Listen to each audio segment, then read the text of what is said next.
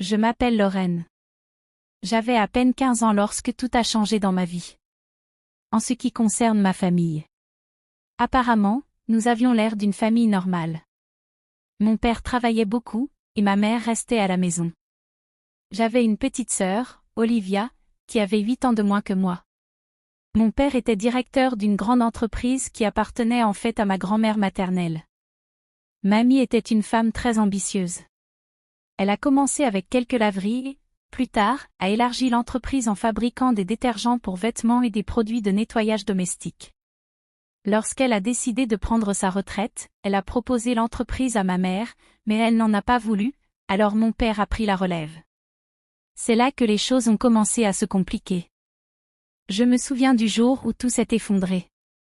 J'étais dans ma chambre en train d'essayer de me concentrer sur mes devoirs quand j'ai entendu ma mère crier après mon père en bas. « Tu n'es rien d'autre qu'un perdant, Franck. C'est ma maison, l'entreprise de ma famille. Tu devrais être reconnaissant que je te laisse la gérer. » Les choses ont empiré dans les semaines qui ont suivi. Maman et papa ne se parlaient presque plus, et quand ils le faisaient, ça se terminait toujours en dispute. J'essayais de distraire Olivia, mais même à 7 ans, elle savait que quelque chose n'allait pas. Puis est arrivé le jour qui a tout changé. Je suis rentrée de l'école et j'ai trouvé mon père dans le salon avec une valise à ses pieds. « Papa, dis-je, la voix tremblante, que se passe-t-il » Il s'est approché et m'a pris dans ses bras. « Je suis désolé, ma chérie, dit-il. Je ne peux plus rester ici. Ce n'est bon pour personne. » Je me sentais comme si je ne pouvais plus respirer. « Mais Olivia ? » « Et moi ?» demandai-je. Il s'éloigna, les yeux pleins de larmes. « Je vous aime toutes les deux très fort. N'oublie jamais ça. Mais parfois, l'amour n'est tout simplement pas suffisant. » Il embrassa mon front, puis se rendit auprès d'Olivia, qui regardait avec des yeux écarquillés et confus. Il s'agenouilla et la prit dans ses bras. « Sois gentille avec ta grande sœur, d'accord, ma chérie ?» Et ainsi, il est parti. La porte se ferma derrière lui, me laissant vide. Ma mère est rentrée 1 heure plus tard. Lorsque je lui ai dit que papa était parti, elle ne sembla pas surprise. Elle hocha simplement la tête, comme si elle l'attendait déjà. « Il est bien temps qu'il parte, » murmura-t-elle. « Maman, je n'arrive pas à croire ce que j'entends. »« Comment peux-tu dire ça ?» Elle se tourna vers moi avec des yeux froids. « Ton père m'a trompée, Lorraine, à plusieurs reprises. » Je n'en pouvais plus. Cette nuit-là, tout a changé pour toujours. J'étais allongée dans mon lit et je pouvais entendre ma mère parler au téléphone dans la chambre. Elle riait, semblait plus heureuse qu'elle ne l'avait été depuis des mois. Je me demandais avec qui elle parlait, mais j'étais trop fatiguée pour me soucier. Quand je pensais que les choses ne pouvaient pas devenir plus compliquées après le départ de papa, maman nous a à nouveau surprises. Un matin, pendant que nous prenions le petit déjeuner, elle annonça. « J'ai une nouvelle. Je vais me marier. » J'ai failli m'étouffer avec mes céréales. « Quoi ? » « Maman, papa est parti il y a à peine 3 mois. » Elle fit un geste de la main comme si ce n'était rien de spécial. Parfois, le véritable amour arrive de manière inattendue, Lorraine. Tu comprendras quand tu seras plus grande. 2 semaines plus tard, Paul emménagea. Il était plutôt sympa, je suppose. Il était grand et beau d'une manière qui faisait dire aux gens « Ah, il a l'air sympathique. » Mais, dès le début, quelque chose chez lui ne me plaisait pas. Il faisait des efforts avec Olivia, jouant avec elle et l'aidant avec ses devoirs, mais avec moi, c'était comme si j'existais à peine. Pendant ce temps, les choses changeaient aussi dans l'entreprise. Après le départ de mon père, ma mère prit la relève et amena Paul pour travailler avec elle. Ils semblaient bien s'entendre, parlant toujours de plans d'affaires. J'essayais de me concentrer sur ma propre vie, l'école, les amis, et les choses normales d'une adolescente, mais il était difficile de ne pas ressentir que je devenais invisible dans ma propre famille. Les choses se détériorèrent lorsque ma mère et Paul annoncèrent qu'ils ouvraient une nouvelle filiale de l'entreprise dans une autre ville. Une nuit, ma mère dit « Nous allons déménager. C'est une excellente opportunité pour l'entreprise. » Et puis elle ajouta, « Paul et moi avons discuté, et nous pensons que le mieux serait que tu restes ici. Je n'arrivais pas à croire ce que j'entendais. Rester ici? Sans vous, demandai-je, choquée. Ma mère expliqua rapidement. La nouvelle maison n'aura pas beaucoup d'espace, et tu es presque à la fin de l'école. Il n'aurait pas de sens de te transférer maintenant, avant tes examens. C'était comme un coup dans l'estomac. Alors où vais-je vivre? Dans la rue, demandai-je, essayant de ne pas pleurer. Ne fais pas de drame, Lorraine, me réprimanda ma mère. Tu vas rester avec ta grand-mère. Elle a déjà accepté. Je courus dans ma chambre et claquai la porte. Allongée sur mon lit, les larmes de colère et de douleur coulaient sur mon visage. Je ne pouvais pas m'empêcher de penser, qu'en suis-je devenue un fardeau pour ma propre mère? Les semaines suivantes passèrent vite, remplies de cartons et de adieux. Pas pour moi, cependant, les larmes venaient d'Olivia, qui ne voulait pas quitter ses amis. J'aidai Olivia à emballer, essayant de rester enthousiaste pour elle. Tu vas nous rendre visite, Lorraine, demanda-t-elle, avec ses grands yeux marrons pleins de larmes. Je la pris dans mes bras. Bien sûr que je viendrai, petite. Tu ne te débarrasseras pas de moi si facilement. Le jour où ils partirent, je restai sur le balcon avec mamie, regardant le camion de déménagement s'éloigner. Ma mère me donna une étreinte rapide, et Paul fit un signe maladroit. Puis ils partirent, emmenant Olivia avec eux. Vivre avec mamie n'était pas aussi terrible que je l'avais imaginé. Elle était assez gentille, à sa manière, me donnant de l'espace quand j'en avais besoin, mais toujours là avec une tasse de thé et une oreille attentive quand je voulais parler. Pourtant, cela ne semblait pas être chez moi.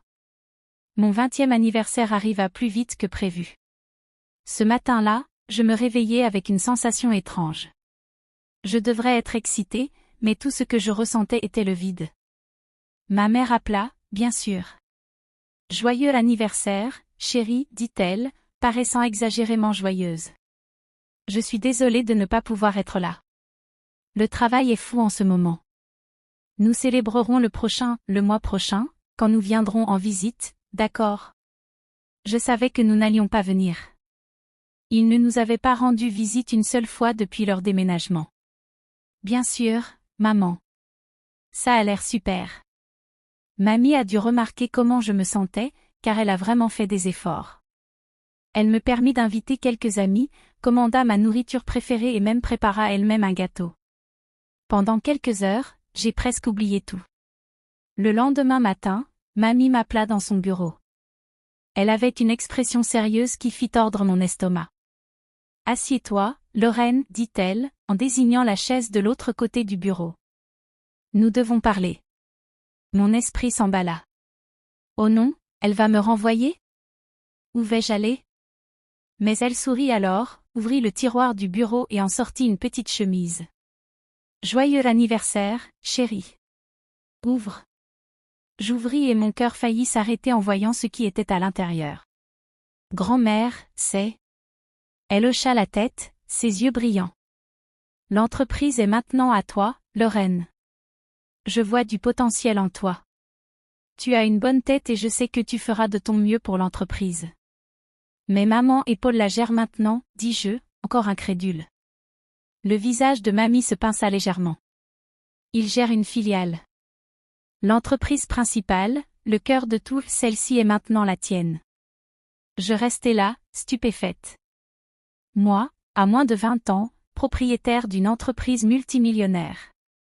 Cela semblait un rêve, ou peut-être un cauchemar. Je ne sais pas quoi dire, répondis-je. Mamie tendit la main par-dessus le bureau et serra la mienne. Tu n'as pas besoin de dire quoi que ce soit. Promets-moi juste que tu donneras le meilleur de toi-même. Je hochai la tête, toujours en état de choc. Je le ferai. Je le promets. Elle se laissa aller dans son fauteuil, satisfaite. Génial. Maintenant, j'ai un dernier conseil pour toi, et je veux que tu écoutes attentivement. Je me penchai, écoutant chaque mot de mamie. Un matin, pendant que nous prenions le petit déjeuner, elle annonça. J'ai une nouvelle. Je vais me marier. J'ai failli m'étouffer avec mes céréales. Quoi? Maman, papa est parti il y a à peine 3 mois. Elle fit un geste de la main comme si ce n'était rien de spécial. Parfois, Le véritable amour arrive de manière inattendue, Lorraine.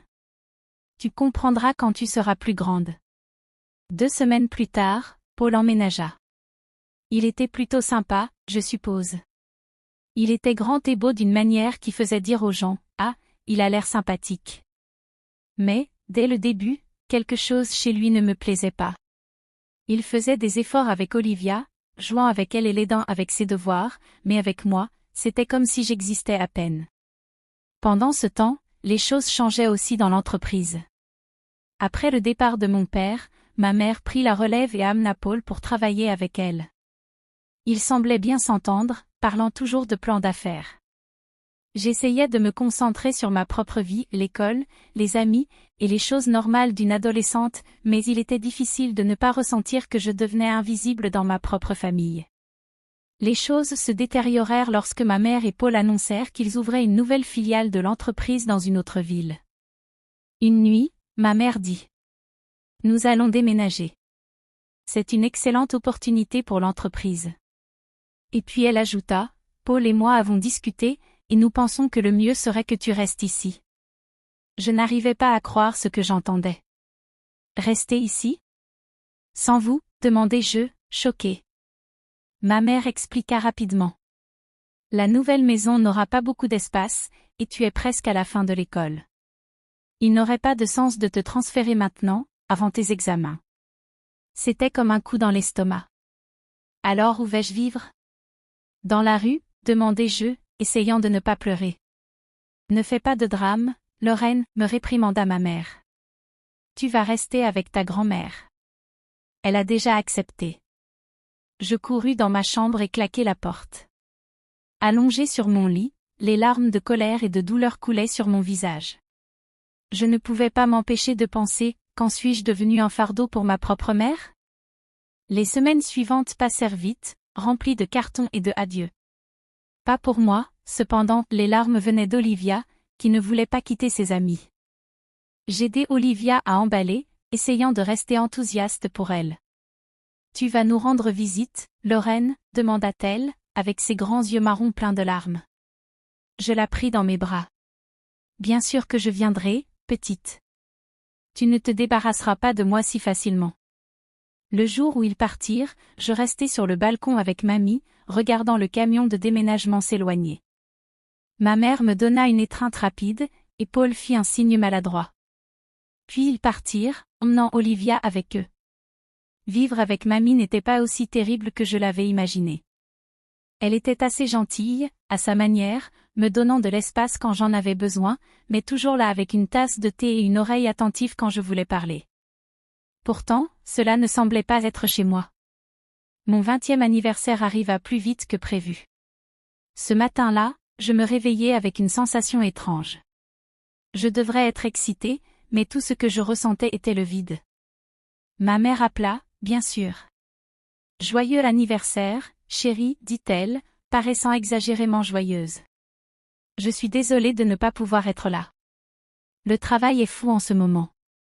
Nous célébrerons le mois prochain, quand nous viendrons en visite, d'accord ? Je savais que nous n'allions pas venir. Ils ne nous avaient pas rendu visite une seule fois depuis leur déménagement. Bien sûr, maman. Ça a l'air super. Mamie a dû remarquer comment je me sentais, car elle a vraiment fait des efforts. Elle me permit d'inviter quelques amis, commanda ma nourriture préférée et même prépara elle-même un gâteau. Pendant quelques heures, j'ai presque oublié tout. Le lendemain matin, mamie m'appela dans son bureau. Elle avait une expression sérieuse qui fit tordre mon estomac. « Assieds-toi, Lorraine, dit-elle, en désignant la chaise de l'autre côté du bureau. Nous devons parler. » Mon esprit s'emballa. Oh non, elle va me renvoyer ? Où vais-je aller ? Mais elle sourit alors, ouvrit le tiroir du bureau et en sortit une petite chemise. Joyeux anniversaire, chérie. Ouvre. J'ouvris et mon cœur faillit s'arrêter en voyant ce qui était à l'intérieur. Grand-mère, c'est... Elle hocha la tête, ses yeux brillants. L'entreprise est maintenant à toi, Lorraine. Je vois du potentiel en toi. Tu as une bonne tête et je sais que tu feras de ton mieux pour l'entreprise. Mais maman et Paul la gèrent maintenant, dis-je, encore incrédule. Le visage de mamie se pinça légèrement. Il gère une filiale. L'entreprise principale, le cœur de tout, celle-ci est maintenant la tienne. Je restais là, stupéfaite. Moi, à moins de 20 ans, propriétaire d'une entreprise multimillionnaire. Cela semblait un rêve, ou peut-être un cauchemar. Je ne sais pas quoi dire, répondis-je. Mamie tendit la main par-dessus le bureau et serra la mienne. Tu n'as pas besoin de dire quoi que ce soit. Promets-moi juste que tu donneras le meilleur de toi-même. Je hochai la tête, toujours en état de choc. Je le ferai. Je le promets. Elle se laissa aller dans son fauteuil, satisfaite. Génial. Maintenant, j'ai un dernier conseil pour toi, et je veux que tu écoutes attentivement. Je me penchai, écoutant chaque mot de mamie. Appelle ton père, me dit-elle. Il y a plus dans cette histoire que ce que tu sais. Parle-lui, même si c'est juste en tant que consultant, mais écoute ce qu'il a à dire. J'ai mis une semaine entière pour trouver le courage d'appeler papa. Nous avons décidé de nous rencontrer dans un petit café au centre. Quand je le vis, mon cœur se serra. Il avait l'air plus vieux, fatigué, mais ses yeux s'illuminèrent en me voyant. Au début, il y eut un silence gênant, mais ensuite tout ressortit, le divorce, le nouveau mariage de maman, le déménagement et le cadeau de mamie. Papa écouta silencieusement, son visage exprimant toutes sortes d'émotions. Quand j'eus fini, il prit une grande inspiration. Lorraine, il y a quelque chose que tu dois savoir sur le divorce. Il me raconta tout, comment maman ne l'a jamais respecté, le méprisant constamment et le traitant de perdant, le faisant se sentir inutile. Il expliqua comment, après une grosse dispute, il avait bu et commis la plus grande erreur de sa vie. Je l'ai trompé, admit-il, sa voix chargée de culpabilité. Je l'ai immédiatement regretté, mais ta mère a utilisé cela contre moi. Elle a menacé de tout prendre, même toi et Olivia. Elle voulait que je parte, que je lui cède toutes les propriétés et que je paie une pension. Je restais là, choquée. Cela ne ressemblait pas à la maman que je pensais connaître. Pourquoi ne t'es-tu pas battue, demandai-je. Papa me regarda avec tristesse et amour dans les yeux. Pour toi et Olivia. Je ne voulais pas que vous traversiez un divorce public et chaotique. Je pensais que ce serait plus facile. Pendant que nous parlions, il semblait qu'un grand poids se levait de ma poitrine. Pour la première fois depuis longtemps, je sentais que j'avais retrouvé mon père. Avant de partir, je respirai profondément et demandai. Papa, que dirais-tu de m'aider avec l'entreprise en tant que consultant? Son sourire fut la réponse dont j'avais besoin. Les mois suivants furent un tourbillon. J'étudiai pour les examens, passai de longues nuits à réviser, et avant que je ne m'en rende compte, je me trouvai sur scène lors de ma cérémonie de remise des diplômes du lycée avec un diplôme en main. Mamie était dans le public, souriant avec fierté. Maman et Paul n'étaient nulle part en vue, mais à ce stade, j'avais appris à ne pas attendre grand-chose d'eux. Quand l'été arriva, je me concentrai sur les candidatures pour l'université. Avec le soutien de mamie et les encouragements de papa à distance, je vis grand. Lorsque les lettres d'acceptation commencèrent à arriver, j'avais du mal à y croire. Mais la plus grande surprise arriva lorsque j'ouvris le paquet d'aide financière de mon premier choix, une bourse complète. Je regardai la lettre avec incrédulité. Mamie célébra et me prit dans ses bras. Je savais que tu y arriverais, ma chérie. Toutes ces nuits blanches et ces efforts ont payé. Je décidai de me spécialiser en gestion d'entreprise. C'était le choix le plus judicieux, surtout maintenant que j'avais une entreprise à gérer. L'idée me paraissait encore irréelle, mais j'étais déterminée à rendre mamie fière. Pour célébrer mon admission à l'université, mamie décida d'organiser une petite fête, juste nous deux. Nous commandâmes de la nourriture sophistiquée à emporter et une bouteille de cidre pétillant. Mamie ne me laisserait pas boire du champagne, même maintenant que j'étais adulte.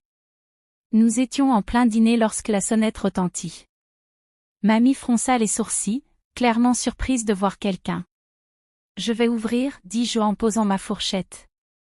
Quand j'ouvris la porte, mon estomac se noua. Là étaient ma mère et Paul, avec des expressions d'irritation et d'impatience. Avant que je puisse dire quoi que ce soit, ils passèrent devant moi et entrèrent dans la maison. Maman ne perdit pas de temps avec les salutations. Maman, nous devons parler de l'entreprise. Maintenant. Je restais là, stupéfaite, pendant que maman commençait son discours.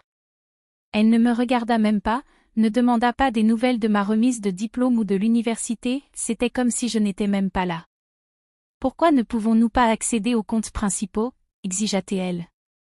Et pourquoi bloques-tu le transfert de fonds vers notre filiale? L'expression de mamie se durcit. Parce que ce n'est plus ta décision, Kelly. L'entreprise appartient maintenant à Lorraine. C'est elle qui décidera de l'avenir et gérera les finances.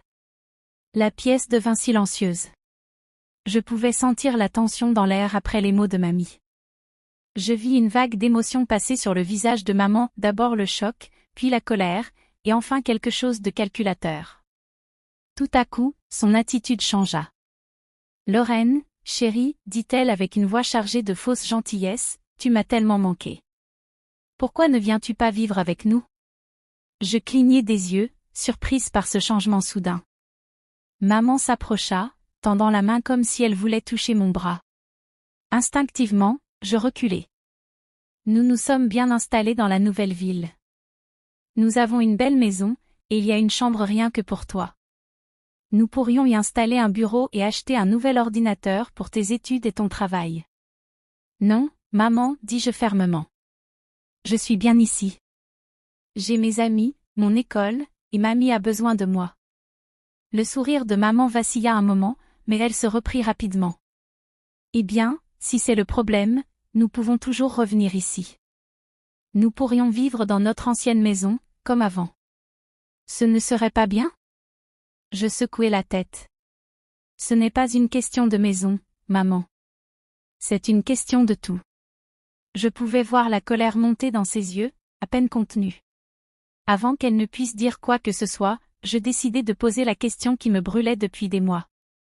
Maman, pourquoi t'es-tu vraiment séparée de papa? Elle se figea, surprise. Eh bien, ton père, il m'a trompée plusieurs fois. J'en ai eu assez. Il nous a laissés et n'a même pas payé de pension. Ce n'est pas vrai, dis-je doucement. Papa m'a tout raconté. Ça n'est arrivé qu'une fois, et c'était à cause de la façon dont tu le traitais. Il ne nous a pas abandonnés. C'est toi qui l'as chassé, et il a payé la pension régulièrement. Le visage de ma mère se tordit de colère. Comment oses-tu, ingrate? Tu n'as pas le droit de t'immiscer dans ma vie personnelle. Tout ici m'appartient, et c'est moi qui décide qui vit où. Mamie, qui était restée silencieuse jusqu'alors, fit finalement un pas en avant. Sa voix était calme mais ferme, plus forte que je ne l'avais jamais entendue. Ça suffit, Kelly, dit-elle. Il semble que tu aies oublié certaines choses. Cette maison, l'entreprise, elles m'appartiennent, pas à toi. J'ai donné l'entreprise à Lorraine parce que j'ai plus confiance en son jugement qu'en le tien. Maintenant, je pense qu'il est temps que tu partes. Je regardais avec des sentiments mélangés tandis que mamie escortait fermement ma mère et Paul hors de la maison. La porte se referma avec un clic derrière eux, et je ressentis un mélange étrange de tristesse et de soulagement. J'avais perdu quelque chose aujourd'hui, le dernier vestige d'espoir que j'avais pour ma mère. Mais j'avais aussi gagné quelque chose, une clarté sur mon avenir et le réconfort de savoir que je n'étais pas seule. Et maintenant, demandai-je, ma voix étouffée contre l'épaule de mamie. Elle se détourna et me fit un petit sourire. Maintenant, nous allons célébrer ton admission à l'université, et demain nous commencerons à planifier ton véritable avenir, pas celui que ta mère a tenté de te forcer. Le lendemain matin, après le face-à-face avec maman et Paul, je me réveillai au son de voix venant de l'étage inférieur. Curieuse, je descendis les escaliers et jetai un coup d'œil dans le salon. À ma grande surprise, papa était assis sur le canapé, en pleine conversation avec mamie. Je m'assis à côté d'eux, et mamie expliqua pourquoi elle avait appelé mon père. J'ai réfléchi à Olivia, dit-elle. Ta mère, eh bien, je ne pense pas qu'elle soit en position de s'occuper d'elle maintenant. J'ai suggéré à ton père de demander la garde d'Olivia. Je ressentis une vague d'espoir. Vraiment? Papa, tu vas le faire? Il passa la main dans ses cheveux, semblant à la fois nerveux et déterminé. Oui, je vais le faire. Ce ne sera pas facile, mais Olivia mérite mieux que ce qu'elle reçoit actuellement. Je ne pus m'empêcher de lui jeter mes bras autour du cou. Merci, papa. Alors que nous nous éloignions, mamie toussa. Il y a autre chose, dit-elle. J'ai engagé un détective privé pour enquêter sur ta mère et les affaires de Paul. Les semaines suivantes, la vie se stabilisa dans un nouveau rythme étrange. Je commençai mes cours à l'université, me plongeant dans mes études avec une concentration que je n'avais jamais ressentie auparavant. Papa commença à venir régulièrement, et nous travaillâmes à réparer notre relation. C'était agréable de l'avoir de nouveau dans ma vie. Puis, environ 2 semaines après cette conversation, mamie nous convoqua. Son visage était sérieux alors que nous prenions place. Le rapport du détective est arrivé, dit-elle, allant droit au but, et c'est pire que ce que nous pensions. Elle exposa les faits, chacun me frappant comme un coup de poing. Maman trompait papa depuis des années, bien avant le divorce. Sa liaison avec Paul avait commencé alors qu'elle était encore mariée avec papa. Il y avait des reçus d'hôtel, des enregistrements de cadeaux coûteux tout peignant un tableau clair. Mais ce n'était même pas la pire partie. Paul est un escroc, dit mamie, sa voix ferme. Il a déjà fait cela auparavant. Il séduit des femmes riches, les convainc de déplacer leur argent, puis il s'enfuit avec tout. Je me sentis nauséeuse. Alors, quand il voulait déplacer l'argent de l'entreprise, mamie acquiesça. Exactement. Il prévoyait de tout voler et de disparaître. Nous restâmes en silence, chacun perdu dans ses propres pensées. Enfin, mamie dit. Nous devons confronter ta mère avec la vérité. Nous fixâmes la réunion pour le lendemain. Maman arriva à la maison de mamie, paraissant irritée et impatiente. Son expression changea lorsqu'elle vit que papa était aussi présent. Ce qui suivit fut l'une des conversations les plus difficiles auxquelles j'ai eu à faire face. Mamie présenta toutes les preuves, la liaison, le passé frauduleux de Paul et son plan de vol de l'entreprise. À chaque nouvelle information, je regardais le visage de maman, espérant voir un signe de culpabilité ou de compréhension, mais tout ce que je vis fut du déni. C'est ridicule, dit maman, paraissant défensive. Paul m'aime. Il ne ferait jamais ça. Vous êtes tous simplement jaloux de notre bonheur. Papa essaya de discuter avec elle. Kelly, s'il te plaît, regarde les faits. Pense à Olivia. Est-ce le genre d'homme que tu veux autour de notre fille? Mais maman ne voulait pas écouter. Elle se leva, le visage rouge de colère. Je n'ai pas à écouter ça. Paul est un bon homme, et je lui fais entièrement confiance. Vous essayez juste de ruiner ma vie. Sur ce, elle sortit en claquant la porte derrière elle. Alors que nous étions là, je réalisai quelque chose, ce n'était pas la fin, c'était juste le début d'une longue et difficile bataille. Mais, en regardant papa et mamie, je savais que je n'affronterais pas cela seule. Les mois suivants furent une succession de batailles juridiques et de hauts et bas émotionnels. Avec le soutien fort de mamie et son expertise juridique, papa demanda la garde d'Olivia. J'essayais de me concentrer sur mes études, mais il était difficile de ne pas être distrait par tout ce qui se passait autour de moi. Le jour de l'audience de garde, j'insistais pour être présente. Le processus fut difficile. L'avocat de maman tenta de faire passer papa pour absent de nos vies, mais notre avocat était préparé. Il présenta des preuves des paiements réguliers de pension effectués par papa, de ses tentatives de maintenir le contact avec nous et de la vie stable qu'il menait désormais. Puis vint le grand choc, le rapport du détective privé sur le passé criminel de Paul et leur plan de vol de l'entreprise. Je regardais le visage de maman tandis que la vérité était révélée.